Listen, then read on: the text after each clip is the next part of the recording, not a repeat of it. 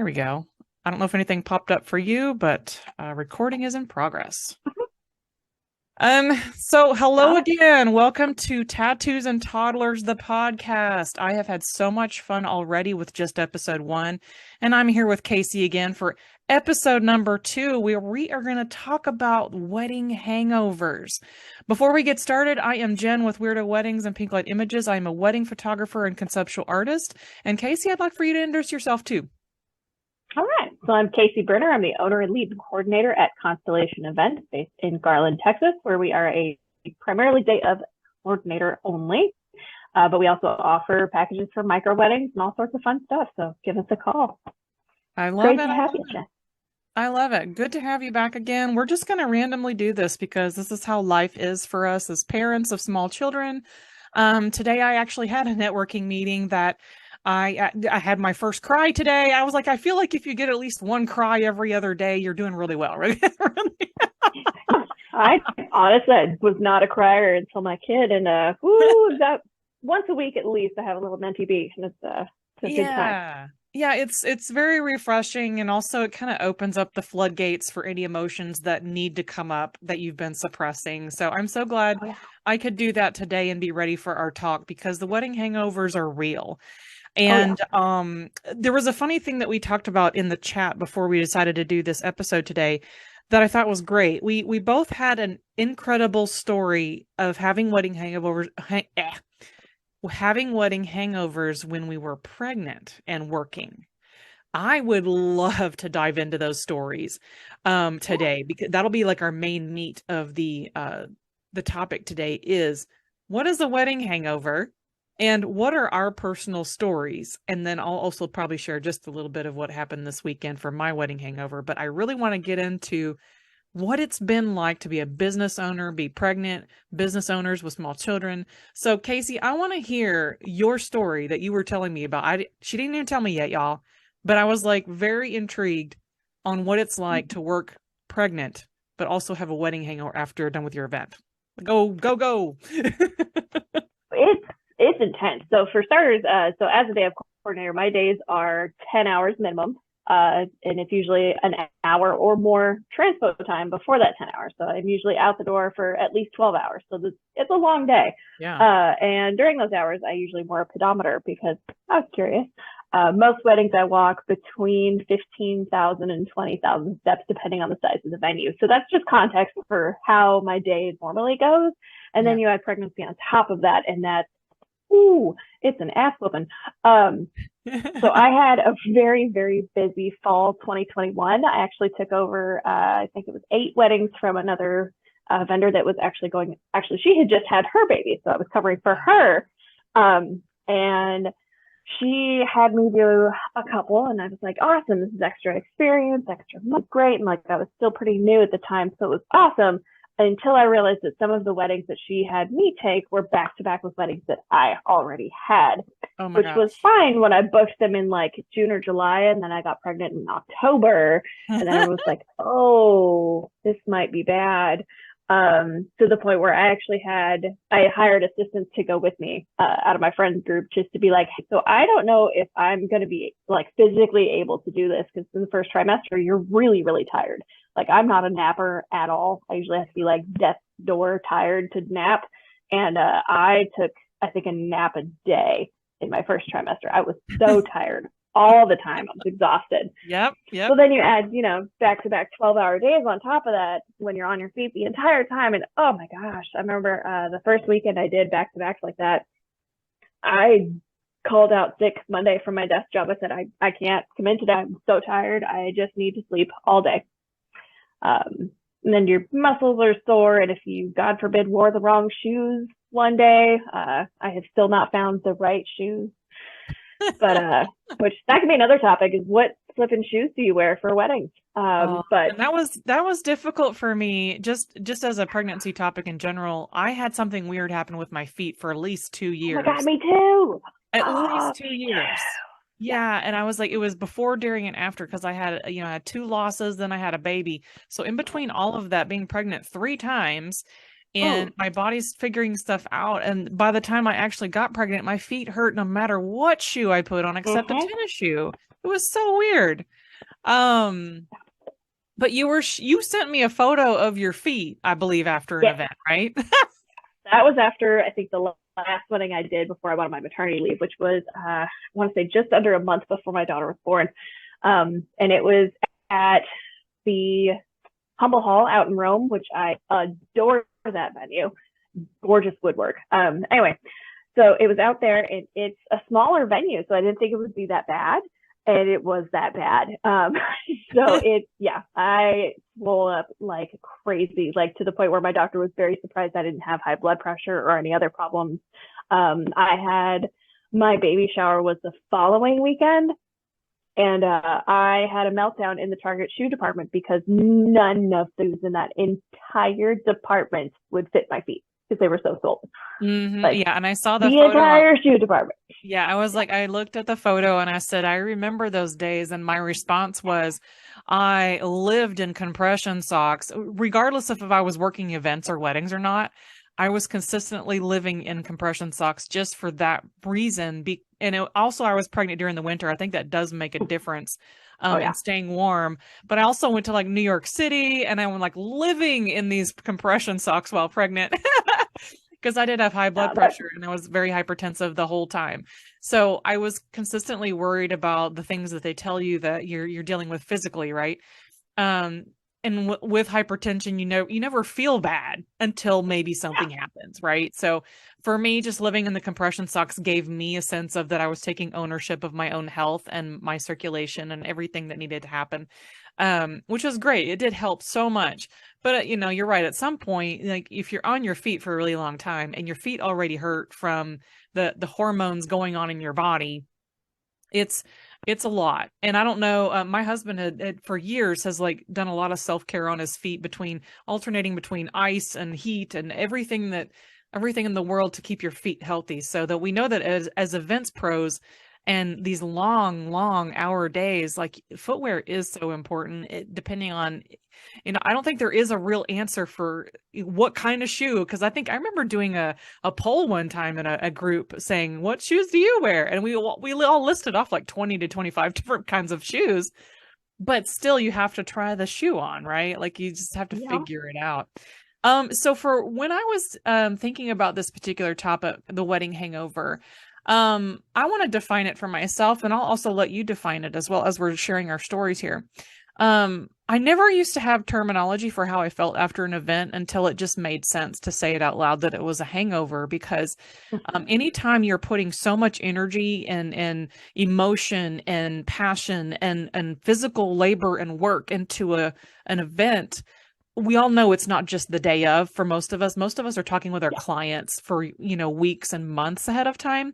So there's still energy going out, but the day of the wedding is where everything comes together and you're so hyper focused on getting everything to the standard that you hope to present to them and hope they have a good time, that by the time you leave, you are so freaking joyful and you're excited.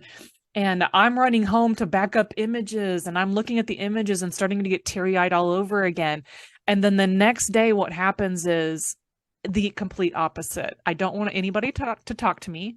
I certainly don't want to have anybody touch me, unless it's a hug to say, oh, I love you. You did such a great job. That's the only acceptable touch. Yeah, I don't want my daughter to talk, mommy, mommy, mommy. I don't want my husband saying, honey, honey, honey. This is not against having people in my life, but it's that hangover that takes everything away from me, and I put everything of myself into it. And then the next day, I just feel like I've completely had this moment of sadness, of just sad that the event's over, even though we looked up to it. We were waiting for it, and all of a sudden it happens, and then we've put our whole heart, soul, mind, body into it, and then boom, we're just depleted the next day. So that's kind of like my definition of a wedding hangover. I would love to hear from your own words too, what you think, how your experiences have been with wedding hangovers. It's much the same. So like I said, it's a 12-hour day and it's a lot of mental acuity that goes into it. Especially as a coordinator, you have to worry, okay, well, is this vendor here yet? Is that vendor here yet? Where they're setting, we're in the right spot. If I've done all my checklists, like there's a lot going on. To the point where like I have a 10-page questionnaire that I sent my couples. Like it's very long and very detailed, and you want to make sure that every detail is right. that's what I'm there for, is making sure that all the details are correct. And it's a lot of mental effort that goes into that to try and remember everything. Even if you have it all printed on a checklist, you still have to remember to, check the checklist. Exactly. Exactly. Same with And the then photography checklist. And I'm like, did so and so get their photo with so and so? Did we do this group photo? Did we do this alone photo? Did we do this location? The list so goes many things. on. Like there's so many details that go into it, and it's killer to try and remember all those details, and it's just it's a total beat down. And I have never once have I had a wedding go 100% fine. Like there's always something that goes wrong, and it's always different scales of wrong, but something always goes wrong, and you have to immediately problem solve like in that moment, and being just ready to go at any given time. Basically until the reception starts, I am on.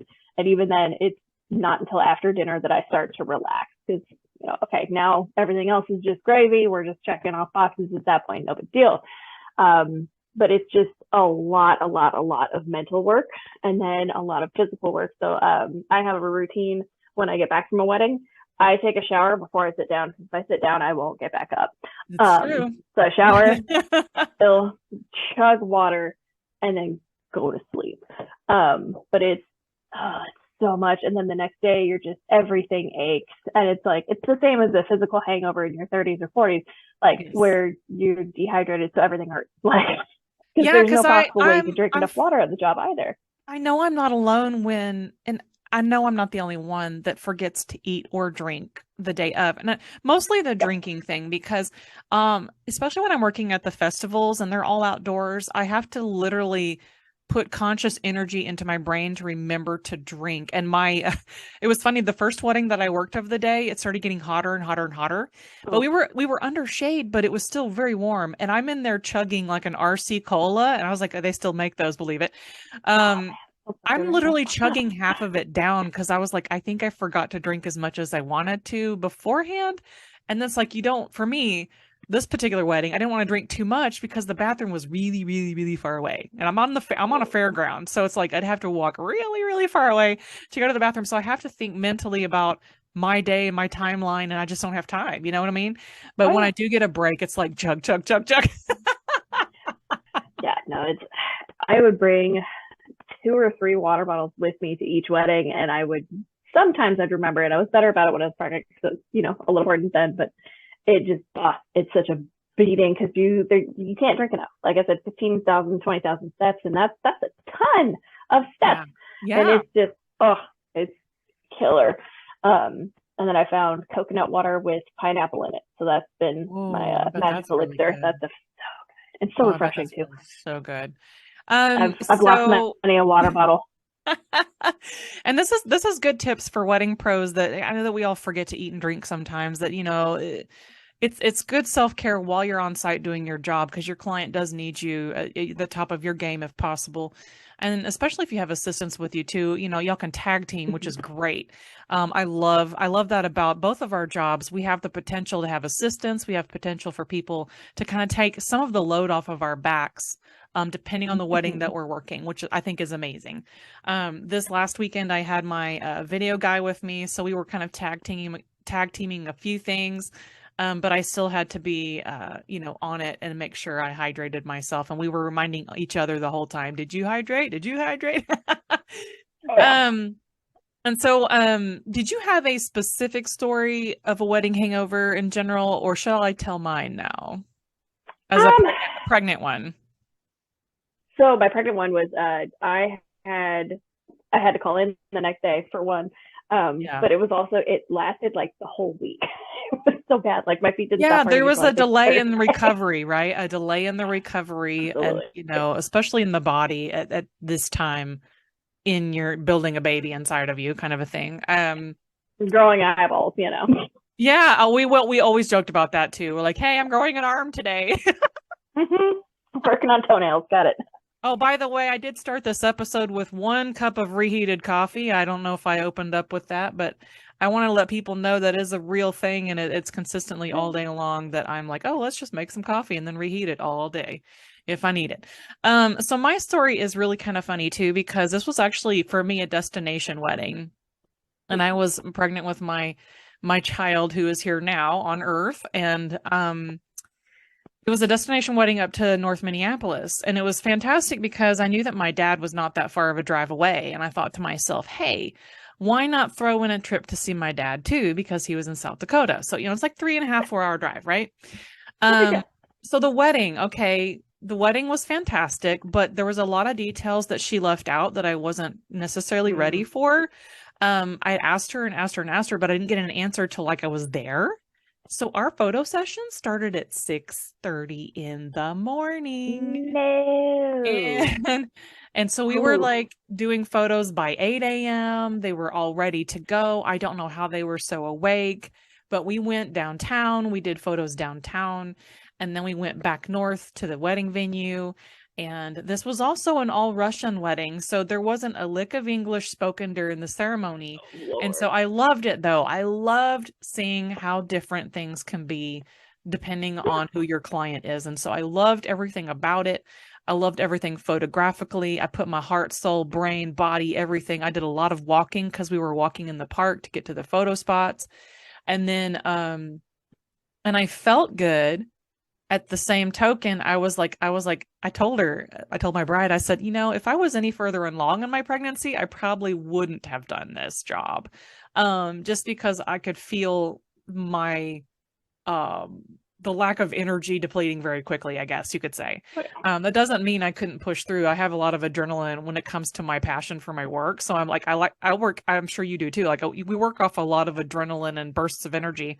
Not just food and drink, but just like our passion fuels us as well. So anyway, I finished the wedding. It was amazing. I forget how long it was. It was probably anywhere from 8 to 9 hours easy because we had started at like 6 in the morning, but I was able to have a small break in between because I wasn't going. By the time the reception ended and I knew I needed to get on the road, it was nighttime, and my nighttime vision isn't what it used to be. But at this time, y'all, I did not have a smartphone. And all I had was this ridiculous TomTom. And the TomTom didn't know how to get me to the place I needed to go based on how my family drives to Minneapolis. So it gave me the interstate way. Guess where the interstate took me? Oh no. I still hear about this from my family. The interstate took me to North Dakota and then south to South Dakota. So, and I told my family this, and they made fun of me for like 3 days straight. Like, what's wrong with you? And I was like I don't have a smartphone. I have a flip phone. And my TomTom told me that was the way to go. And I had no other way to like click on the window to tell me like a different way. I knew there was a shorter way, but I had zero map, zero digital capabilities. And so I just, my dad's like, where are you? And I was like, North Dakota. I used to joke that she was stealing my brain cells, and like, mommy brain is legitimate. Like that is an absolute thing. Yeah. Oh my gosh.